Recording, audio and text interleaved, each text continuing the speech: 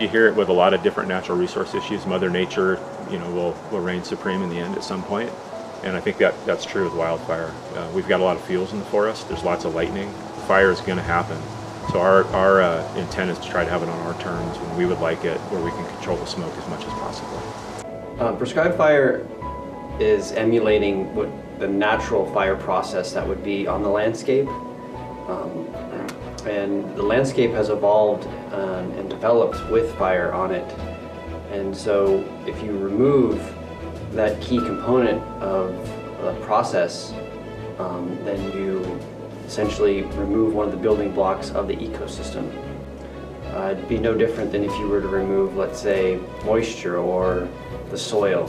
You're removing one of the components that all of those plants and all of the animals that rely on that habitat have evolved with. Yeah, so last summer there were a lot of wildfires burning through the Pacific Northwest, and we had a fire same time frame as a lot of the other fires. So we had a Type 2 team here managing the fire, and it for a bit appeared as if it could be on the landscape all summer into the fall, putting smoke into the basin all summer long, and would have burned about 20 to 30,000 acres all the way up to the north entrance road in the park. It's really scenic right now with green, lush forest that people like to view. And we just happened to be lucky that we had some really good areas where we got rid of all the fuels, small trees and brush where it was burning towards. So it allowed us to use those treatments and showcase their value. And when the fire got there, we were able to get control of it very quickly because there wasn't a lot of stuff for it to burn in a high severity manner. So it really showed that these treatments really give us a lot of options. It takes all the tools in the toolbox. We do need to cut trees, we do need to cut brush, but that's not going to solve the problem. And that's really what the Timber Crater 6 fire showed us, and others around the region have seen this, is we need treatments where we remove the fuels, and we also need to get fire on the landscape, because that's really what puts the landscape in a condition where the fire behavior is drastically different and we can control it and not be so reactive.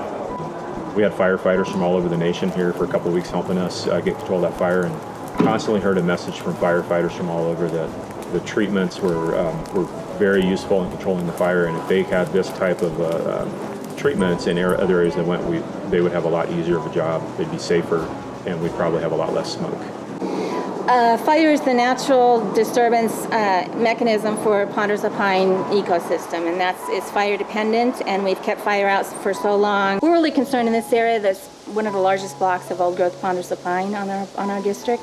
So some of those are probably 250 to 500 years old, the larger ones, and it's very important for specific wildlife, especially the white-headed woodpecker. There's been a lot of resource studies out there studying the white-headed woodpecker and its habitat, and it really depends on those large trees and snags and downwood for their livelihood too. So over here is an area that we implemented prescribed fire 4 months ago, and then over here on this side we have an area that has not received any type of treatment.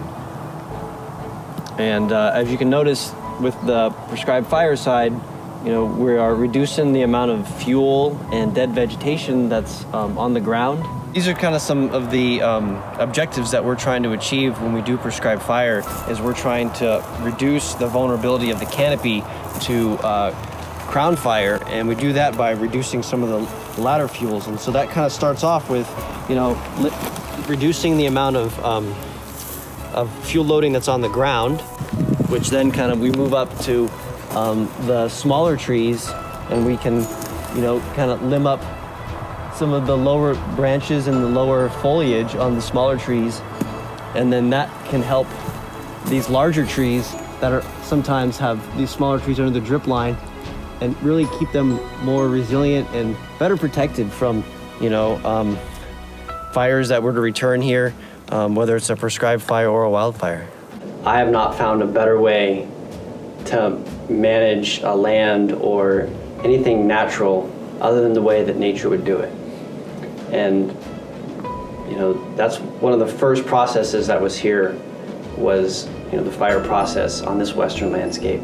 And I don't know that we can be successful if we ignore that process as a significant effect that promotes growth and sustainability and health and vitality amongst these plants and organisms.